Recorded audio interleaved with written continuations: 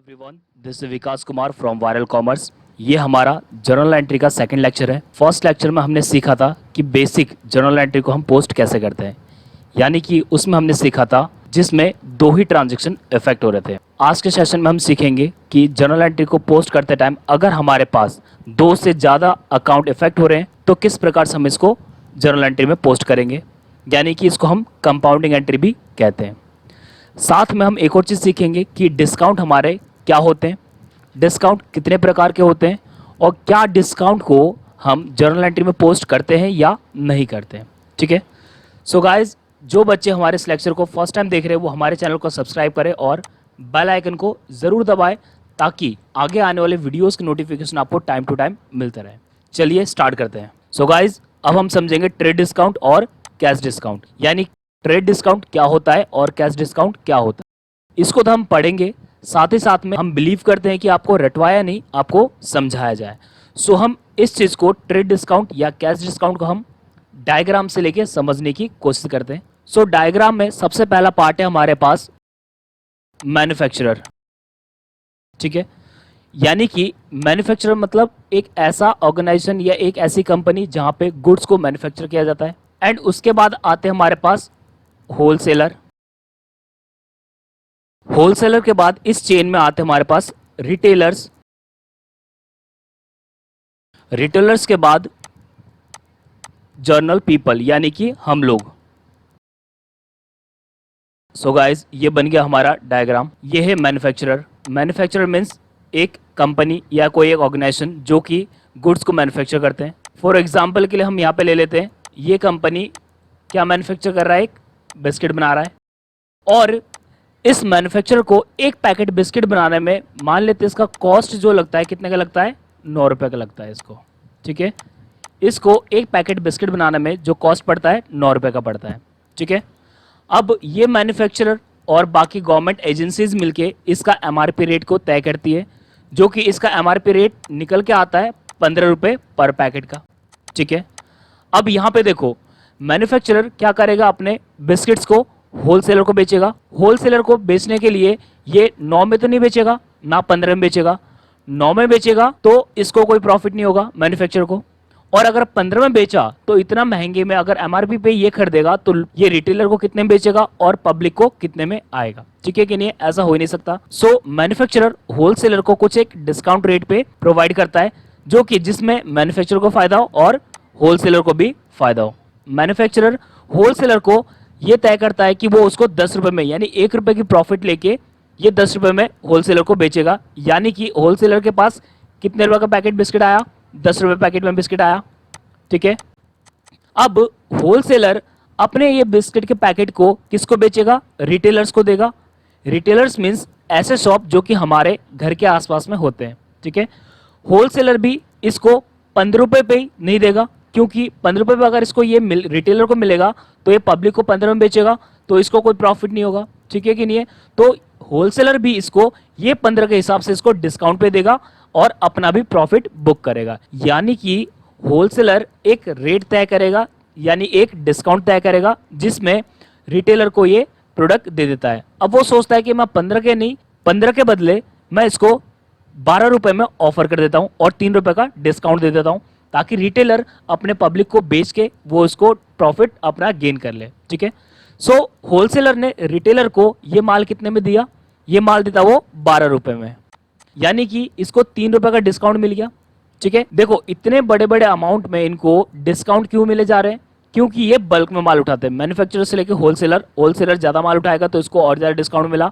Wholesaler से लेकर retailer माल उठाते हैं, बल्क में उठाते हैं, तो इनको थोड़ा और डिस्काउंट मिला। और पब्लिक यानी हम या आप, हम लोग बल्क में माल नहीं उठाते, तो इसीलिए हम लोग को ये रिटेल यानी एमआरपी रेट में या उससे थोड़े से कम में हमें प्रोडक्ट मिल जाते हैं।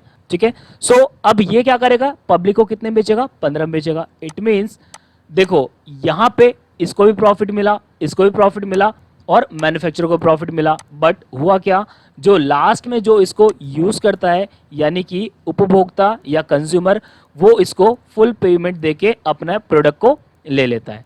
समझ आया यहाँ पे डिस्काउंट क्या चीज़ है। सो गाइज, अब हम समझते हैं कि ट्रेड डिस्काउंट और कैश डिस्काउंट के बीच में डिफरेंस क्या होता है। पहले समझ लेते हैं ट्रेड डिस्काउंट को। ट्रेड डिस्काउंट होता क्या है, यहाँ पे देखो आप, मैन्युफैक्चरर ने होलसेलर को, होलसेलर ने रिटेलर को जो भी डिस्काउंट दिए, यानी कि 15 के बदले इसने 10 में दिया और इसने 15 के बदले इसको 12 में दिया, जो भी इनको जो डिस्काउंट मिला है वो इन लोगों ने किस पे मिला है, इन लोगों ने बल्क में माल उठाया था, यानी मैन्युफैक्चरर से बहुत ज़्यादा बल्क में इसने माल उठाया तो इसको डिस्काउंट मिला, इसने भी ज़्यादा बल्क में माल उठाया तो इससे इसको डिस्काउंट मिला। इसको हम बोलते हैं जहाँ पे बल्क में सामान उठाया जाए और वहाँ पे डिस्काउंट मिले तो हम उसको बोलते हैं ट्रेड डिस्काउंट। और कैश डिस्काउंट का मतलब है जहाँ पे कैश अगर आप इमीडिएटली पे करते हो तो वहाँ पे आपको कैश डिस्काउंट मिल जाता है। जैसे कि यहाँ पे देखो, जैसे कि मान लो ये मैन्युफैक्चरर है और ये होलसेलर है, ठीक है। मैन्युफैक्चरर अपने प्रोडक्ट को कैसे बनाता है, प्रोडक्ट को बनाने के लिए इसको रॉ मटेरियल चाहिए, ठीक है। बेसिक इसको क्या चाहिए, रॉ मटेरियल चाहिए होगा, रॉ मटेरियल लाने के लिए इसको पैसे चाहिए होंगे। इसने पहले एक माल बनाया और होलसेलर को दे दिया।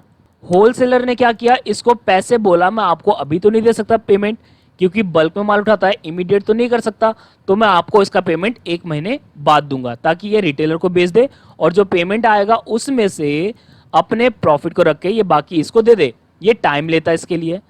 अब मैन्युफैक्चरर सोचेगा भाई जब तक ये इसको बेचेगा और पेमेंट लेके आएगा और मुझे देगा तब तक तो इसका काम चलेगा नहीं। सो ये सोचेगा अगर मुझे पैसे जल्दी मिल जाए तो मैं अपना काम और यानी रॉ मटेरियल और लेके और मैं अपना काम स्टार्ट कर सकता हूँ और सामान बना सकता हूँ जिससे लेके उसको प्रॉफिट और अच्छी खासी हो जाएगी।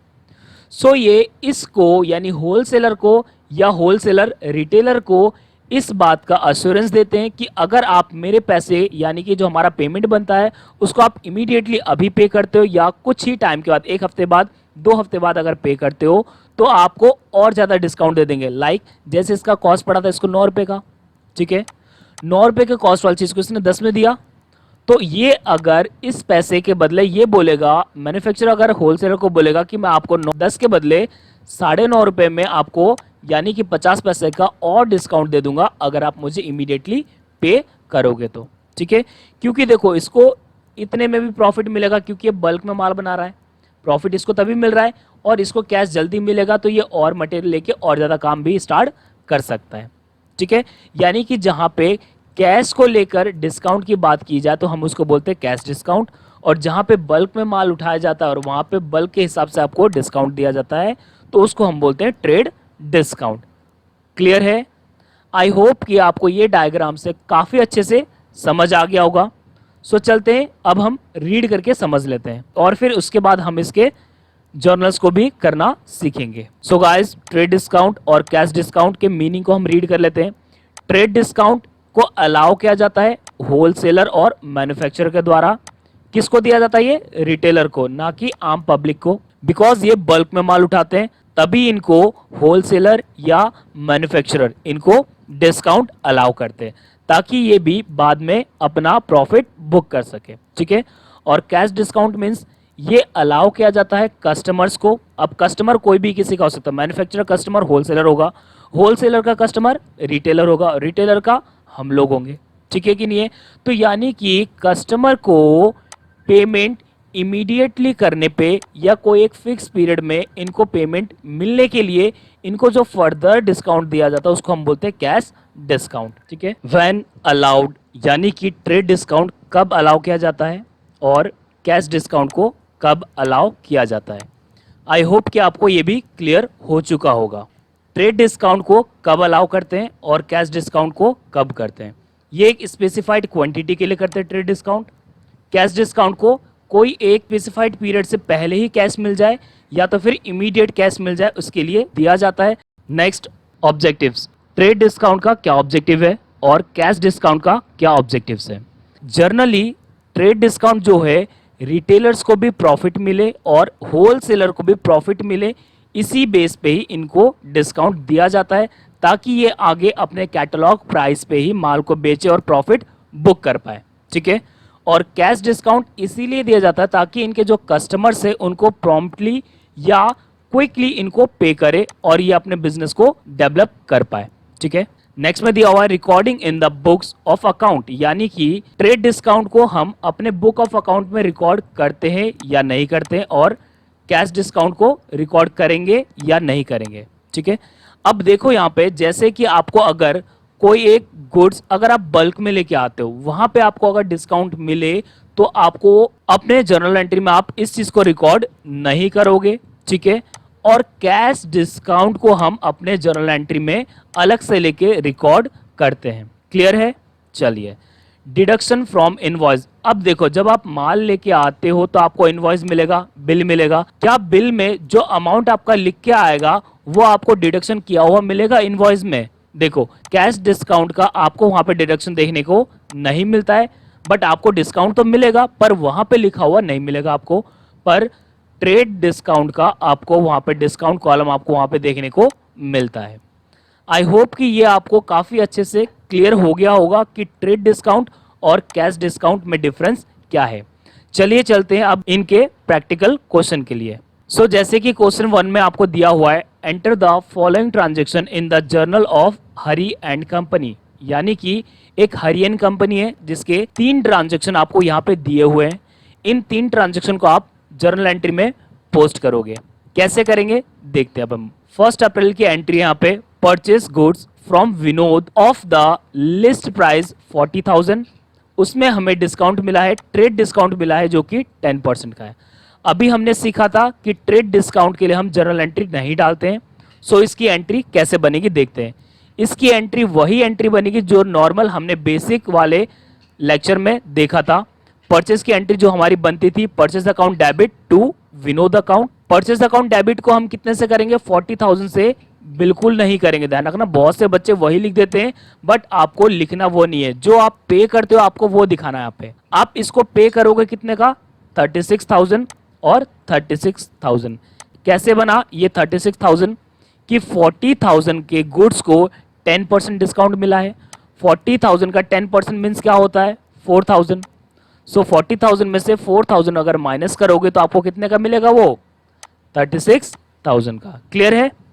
चलिए, वेरी गुड। सो करते हैं नेक्स्ट ट्रांजेक्शन जिसमें दिया हुआ है, return goods to Vinod of the list price 1,000।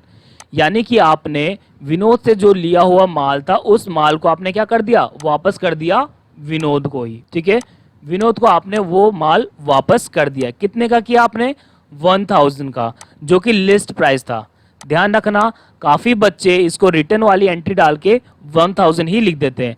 आपको वो चीज नहीं करना, बिकॉज आपको इसमें ट्रेड डिस्काउंट मिला है। तो आप जब वापस करोगे तो आप भी डिस्काउंट वाले अमाउंट को ही लिखोगे। क्लियर है? रिटर्न का एंट्री हमारा कैसे बनता था? Vinod account debit to purchase return account. 1,000 का माल हमने रिटर्न कर दिया। 1,000 इसका लिस्ट प्राइस था, तो इसका 10% क्या होगा? 10% बनेगा हमारा 100 रुपीज। सो यानी 1,000 में से 100 रुपीज को अगर आप माइनस करोगे तो आपका बनेगा 900। यानी डेबिट में भी आएगा 900 और क्रेडिट में भी 900। क्लियर है? चलिए, वेरी गुड।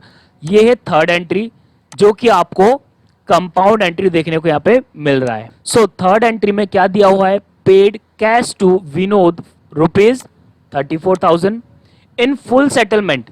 अब देखो यहाँ पे हमने विनोद से माल लिया था 36,000 का और हमने रिटर्न कर दिया उसको 900 का। यानी हमें उसको पेमेंट कितना करना? अब उसका पेमेंट बच गया हमारे पास 35,100। यानी कि हमें उसको वापस करना था 35,100। पर हमने उससे बोला कि आप हमसे 34,000 ले लो कैश। ठीक है, और आप इस चीज को सेटलमेंट कर लो। यानी 35,100 के बदले आप 34,000 में ही इस चीज को सेटलमेंट पूरा कर लो। क्लियर है? सो यानी कि हमें यहां पे भी डिस्काउंट मिल गया। कितने का डिस्काउंट मिला? 35,100 के बदले हम 34,000 देंगे तो हमें डिस्काउंट मिलेगा 1,100 का। सो हमारी एंट्री कुछ ऐसे बनेगी, Vinod account debit to cash account to discount account. देखो, कैश हमारा गया कितने का? 34,000 का। डिस्काउंट हमें कितना का मिला? 1,100 का। तो विनोद हमारा कितने से कैंसिल हो गया? यानी कितने से हमारा क्रेडिट कम हो गया? 35,100 से लेके। आपको जो मैंने अभी आपको ये समझाया, ये सब आपको अपने वर्किंग नोट में दिखाना पड़ेगा। ठीक है, आप कुछ इस तरीके से अपने वर्किंग नोट में दिखाओगे, बिकॉज ये आपको एग्जाम में नंबर दिलाने में हेल्प करता है। परचेज था आपका 36,000 का, जिसमें से आपने रिटर्न कर दिया 900 का, देन आपको विनोद को पे करना था 35,100 एंड आपने फुल्ली सेटलमेंट कर दिया 34,000 में। सो आपको जो डिस्काउंट मिला है वो कितने का मिला है, इतने का। सो कैश डिस्काउंट है हमारा ये, आपने कैश पेमेंट करते वक्त उसको बोला डिस्काउंट चाहिए, सो ये कैश डिस्काउंट, तो हम इसको जर्नल एंट्री में दिखाते हैं। क्लियर है? चलिए, very good. So guys, I hope कि आपको ये लेक्चर काफी पसंद आया। अगर आपको ये वीडियो पसंद आया तो आप हमारे वीडियो को लाइक कीजिए और अपने फ्रेंड के संग इसको शेयर कीजिए। Thank you, bye bye.